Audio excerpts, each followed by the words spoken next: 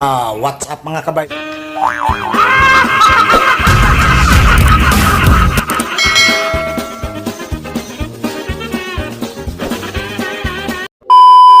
Bye, welcome back to my channel. Ngayon pala mga kabay, wala kaming biyahe, kaya may time tayo na mag-ayos ng mga halaman. Kasi mga halaman ko dito mga kabay, matataas na sila. Hindi ko nakapaglagay ng kokopol. Tapos kanina, naglagay din ako ng hanging. You know, yan. Tapos yun. Paano ba ito? Yun. Tapos yun.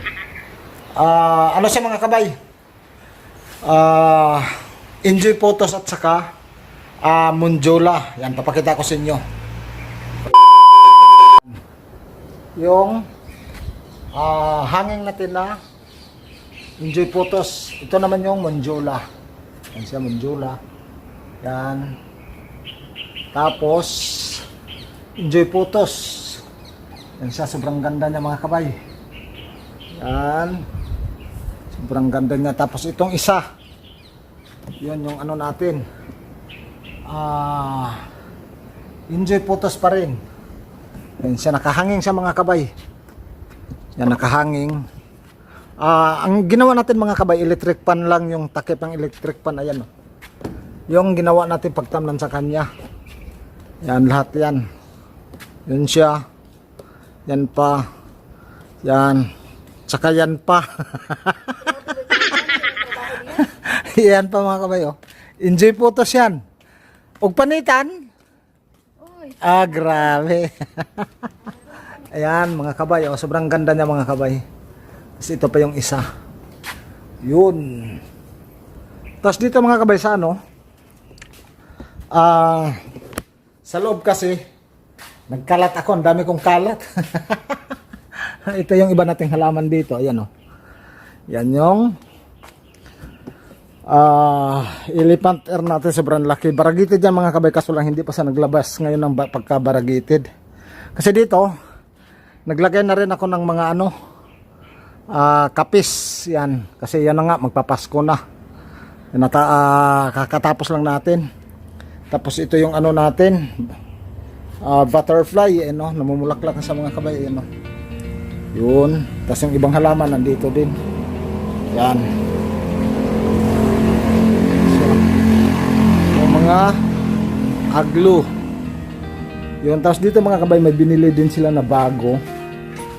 Yan, yan, bagong bilin lang mga kabay. Yan. Ang ganda rin ang bulaklak, kaso lang ngayon wala na sa bulaklak. Naubos. Yun yung dito. Ito sobrang ganda, grabe. Sobrang ganda. Tapos yung albo na variegated. Yan. Tapos dito may mga rin dito, iba't ibang klaseng halaman. Ayun, nag tricolors na talaga sila. Yun. Sobrang ganda. Tapos yung aglo. Tapos welcome plant na variegated.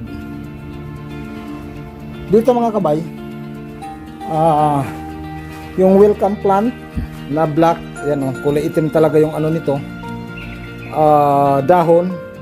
Tapos ito rin welcome plant na variegated, yellow, puti. Yan, tapos ito ganun din, yan siya. Yan, sobrang ganda. Yan, siyempre hindi mawawala yung snake plant. Yan, alam nyo na mga kabay bakit tayo naglalagay dyan sa may pinto. Yan yung pinto. Okay, tapos dito nakapaglagay na tayo ng pangpa Christmas, yung Pasko. Tapos balik sa baba kasi sobrang natin yung daming kalat. Ang ganda talagang tingnan, yun, nakapaglagay tayo dito sa garahe. Yan, sobrang ganda. Yan. Dito ang dami kong kalat ngayon.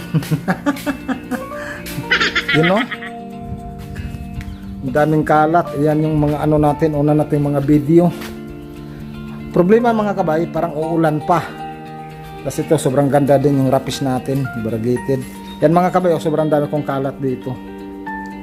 Yan, kasi ito lalagyan ko to ng kokofol. Yan, isa-isahin na lang natin yung video para makita. Tapos yung Monjula ko mga kabay, ayan, nag-wild na yung mga dahon. Kasi ayan na nga, nakalagay siya sa kokopol. Tapos ito mamaya, idadagdag ko to. Kasi nakatanim lang to sa ganitong lagayan. Ayan, sobrang laki niya na mga kabay. Yan. Mga ginagawa ko kasi mga kabay, kapag ako yan, dyan ko lang sa tinatanim. Ayan, Tapos pagka naglipat tayo, yan, uy, umulan na. Ito yung masaklap. Umulan na. Urong na lang tayo mamaya. Yan, kasi sobra kong daming kalat. Ang dami kong gagawin dito mga kabay. Yung angel wing natin, kailangan ko din i-repot. Yan, kasi sobrang dami yan mga kabay. Kung naalala nyo, nag-propagates tayo. Yan na siya mga kabay. Yung angel wings natin. Tapos ito pa. Yan, isa-isahin natin to na video mga kabay. Bawat variety, isang video. So ito, ganon din gawin natin. Yan. Pero ngayon, kailangan ko muna mag-ayos. Kasi umulan. Mababasa tayo. Kita-kits ulit mamaya. 5 minutes later. Yan yung natin mga kabay. Yung Monjula. Ang ginawa natin mga kabay, inikot natin yung kanyang stem. Dito sa kokopol. Ayan Yan. Inikot natin mga kabay. Tapos, ito, pinababa natin ulit mga kabay. Kaya dito bumaba na naman. Ayan kung nakikita niyo yung ugat niyan. Yan sumiksik na mga kabay doon sa kokopol. Yan. Pagdating dito sa baba mga kabay, kasi ibaba pa natin to ulit. Alalayan lang natin yung parato yung kanyang ganyan para hindi siya mabali ito. Ayusin natin yan mamaya mga kabay. Tapos kung sa magtanong kung ano ginamit natin na may ipanampalay mga kabay, tapos compost yung sa soil natin. Malaki yung pinagtamnan natin sa kanya. Yan sa mga kabay, sobrang ganda. Yan sobrang ganda yung Monjula natin. Sobrang yung healthy dahil yan sa ginamit natin na soil. Yan ang importante mga kabay, yung pinagtamnan natin para magiging healthy yung mga halaman natin mga kabay. Kaya lahat ng mga ginagawa ko dito, talagang sinishare ko rin sa inyo. Yan yun. Ito rin yung natin, yung rapis. Ito mga kabay, ganun din yung soil niya. Pero dito, naglagay ako ng binasag na mga paso. Kasi ito mga kabay, nakakatulong din. Kasi nagmumoist din yan mga kabay. Yan. Hindi madaling matuyo yung natin, yung soil. Yan, kita nyo naman yan, sobrang healthy din. Yan, variegated, sobrang ganda niyan mga kabay. Tapos yung gagawin natin mamaya, ito, yung Monjula natin na tinanim lang natin sa ganitong lagayan. Yan. Idagdag natin sa dyan mga kabay sa Monjula natin. Yan siya. Okay. Prepare ko lang mga kabay yung natin. Ayan yung natin. Monjula. Tapos idadagdag natin dyan. Tatanggalin ko lang siya doon mga kabay para maitanim natin dyan sa puno. Yan sa mga kabay. Bibiyakin lang natin to para hindi yung soil niya mga kabay, para hindi siya ma-stress. Yan. Bibiyakin lang natin to. Tapos dito kita na natin ng para yun. Ayan mga kabay, buo natin sa nakuha kasi ginawa natin ng paraan, biniyak natin to. Ayan yan, ito baba ko lang. Yan, biniyak natin ng mga kabay hanggang dyan sa may itong matigas para hindi sa ma-stress mga kabay. Ganun lang yung pag natin sa mga halaman. Yan, na natin dito, transfer. Sana ba yung guna ko? Ngapi ko lang yung guna ko mga kabay. Yan, lang natin mga kabay. Dito, butasan ko lang to. Kasi para maitanim natin yung yung pinakapuno ng Monjula. Yan siya. Yun. Butasan na natin. Yan siya. Yun. Tapos butasan natin mga kabay. Diligan ko muna siya. Yan Yan. Basahin lang natin mga kabay para makakuha agad ng mineral yung bago nating ripat. Yan siya. Yan, okay na yan. lagay na natin siya. Yan. Lagay na natin. Tapos tatakpan natin uli. Tapos diin lang natin mga kabay para maano yung ano niya. Yan o. Yun. Yung monjula natin. Yan, sobrang ganda yung monjula. Ayan o, nailagay na natin yung monjula. Yan, nailagay na natin mga kabay. Ito na yung ano niya, katawan. Bale, madagdagan din natin to ng ano mga kabay. Tapos siyempre, ganon din, iikot-ikot lang din natin. Dito tayo magsimula. Yan. Tapos ikot lang, ganyan. Yan, i-ano natin muna. Talian. Yung pinaka puno. Sabi ako po ito.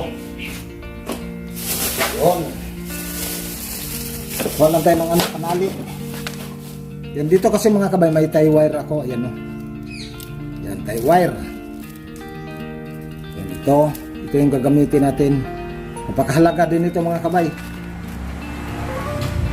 Kasi importante niya mga kabay, yung pinakapuno, matali natin siya. Para hindi siya maggalaw-galaw. Yan, ayan na. Okay, i-ano lang natin. Tali lang natin. Yan. Okay na yung mga kabay. Tapos siyempre, pangalawa, tali din natin ulit. Yan. Ganyan lang mga kabay pagka may mga ano kayo. Ang paggawa naman ng kokopol mga kabay, saglit lang. Kung napanood nyo yung una natin ng mga video, nag ano rin ako doon, nag-vlog na tungkol sa mga kokopol na mga ginagawa natin. Kung paano gumawa para sa mga gumagapang natin halaman mga kabay. Ito, tali natin siya ulit. Yun. Yan, ito yung mahalaga mga kabay na may tali. Kasi yung ugat nito mga kabay, didikit dito sa kokopol. Tapos, sana ba yung tie wire? Siya. Tapos dito, ano rin, pasok din natin ulit. Kunin natin yung ano natin. Yan, lalago na to ng husto mga kabay. Bali, 2 puno na yung monjula natin. Yan. Iakit lang natin kasi para kita nyo. Yan siya. Tali natin ulit dito. Yun. Op, ayaw ma-shot. So, kunin natin yung dulo. Tali natin yung monjula natin. Pagka ganito mga kabay, pagka nakaayos na siya, pagdating sa market, medyo mataas din yung ano mga kabay, mataas na rin yung presyo. Yan, ang paghahalaman, napakaraming ano mga kabay, naghahalaman na ginagawa talaga nilang negosyo. Kasi napakalaking ano mga kabay, napakalaki din yung ano kita. Yun. Napakaganda rin maghalaman mga kabay. Yun siya, tali lang natin ulit. Importante may panali ka mga kabay katulad ng tie wire. Yan, gaganda na to. Yun, ito hindi siya naitali. Iayos ko na lang yung mamaya. Ano ba to? Palusutin ko na lang. Sana hindi mabali. Yan, nalalaman na natin yung ating monjula. Yan. Okay, hindi siya nabali. Yan, ano ko mga kabay, pinalusot natin dito sa isang monjula pa. Yan, tali lang natin. Puto lang tayo ulit ng tie wire. Yun. Tapos siyempre, kuha tayo dito ng mapasukan. Ito. Yun. Yan, umakyat sa mga kabay. So, gumanda na siya. Isa na lang. Para makapag-ano na siya. Pasok na natin. Yun. Dito banda. Yan. Okay. Tapos yung isa mamaya, baba lang din natin to mga kabay para makarating sa doon sa pinaka-baba. Alalayan lang natin. Ito, alalayan ko rin to. Kuha lang ako ulit ng tie wire para pagkaano mga kabay, yung dulo nito parati natin maalalayan. Yan siya, pasok ko lang ulit dito. Kita nyo ba? Naku, hindi na nyo kita. Ayan. Pasok lang natin ulit dito para yung pinakatalbos ng mga kabay maalalayan natin kaagad. Para hindi na ano, kasi kapag medyo ano mga kabay, tumitigas na yan. Baka hindi natin maano, baka siya mabali. Tapos ito siyempre, sabi ko nga sa inyo kanina, problema nito, matigas na to. Kailangan kong alalayan. Ano ba? Tigas na siya. Ito mga kabay, oh. Matigas na mga kabay, ano, kabaloktot na siya, oh. Pero may paraan yan. Ang gagawin natin paraan, turo ko sa inyo. Siyempre, lahat ng bagay may paraan. Yon. Wala ko ng alambre mga kabay.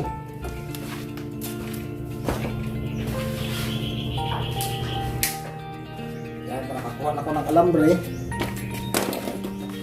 Kumuha natin ang alambre mga kabay. Ito. Yan. Ito ang alambre. Yan siya.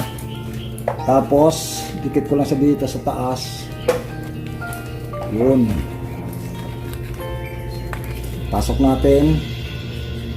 Problema nito mga kabay, nakapasok na yung kanyang ugat. Yan.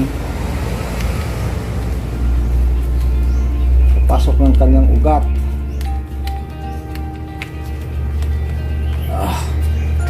Hirapan tayo. Yan siya. Yun, naglagay tayo ng alambre kanina mga kabay. Ito na-try natin na pinapasok. Yun, nakapasok na siya. Tapos i-roll lang natin. Yan. Tapos kunin natin to. Yan siya. Yan. Kunin natin ulit. Sana wag mabali. Yun. Ganun din sa dulo. Kunin ko lang yung lumnos para maano natin, makuha. Yan siya. Alalayan na natin itong ikot. Yan. Ito yung mahalaga mga kabay sa mga talbos na ganito. Yun. Okay. Yan na sa. Pwede na natin ano yan mga kabay, unti-untiin. Baba. Para may ano na sa yan, no? Sumusunod na sa mga kabay. Kasi may alambre nga siya. Tapos siyempre tali natin dito sa pinakababa. Tsaka yung ano mga kabay, yung alambre pwede naman natin putulin lang yan. Pwede na natin putulin din yan. Kunin ko lang yung isang ano dito, tie wire, para maitali na natin, pati isama na natin yung alambre. Yan dito sa baba. Yan siya. Para itong kokopol mga kabay, mapupuno to. Yan siya.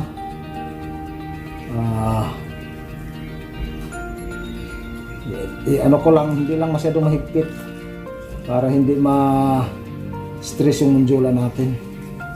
Yan, nakababa na sa mga kabay. Yan na siya. Medyo kumapal na siya ng konti. Yun.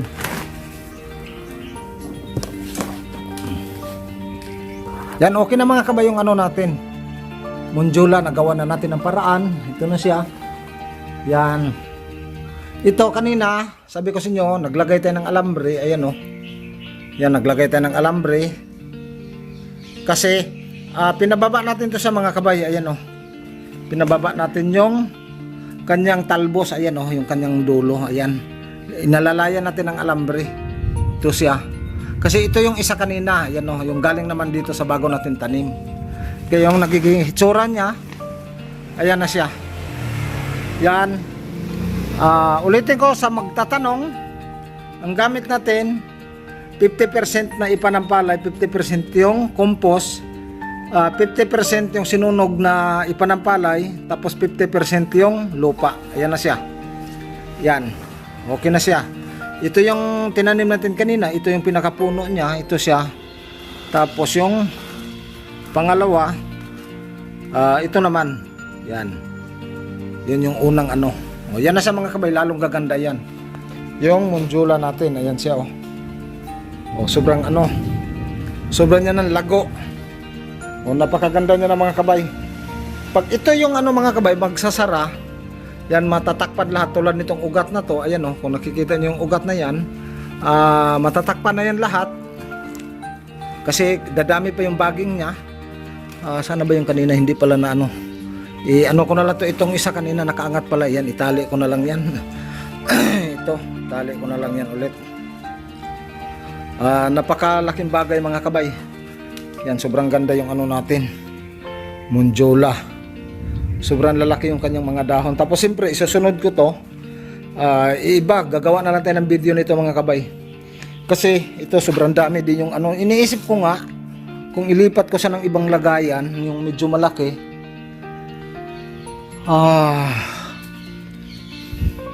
Ang problema ko nito, baka ma-stress yung ano, pinaka ano niya, kasi masyadong buwaghag yung lupa natin. Ayan oh, masyado siyang buwaghag.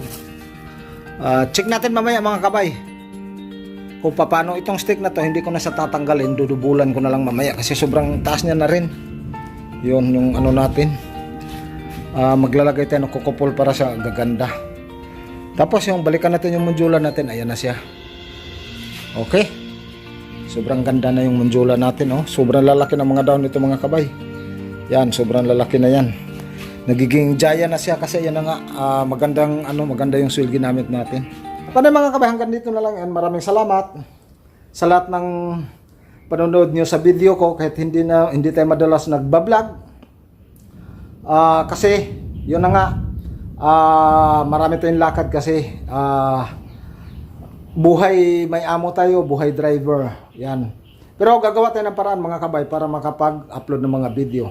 Yan, sana wag niyong kalimutan na paki-likes, paki-share, saka paki-pindot yung notification bell mga kabay para pag may mga bago tayong upload na video, para tayo ka naka-update, saka paki-subscribe na rin. Bye-bye, maraming salamat.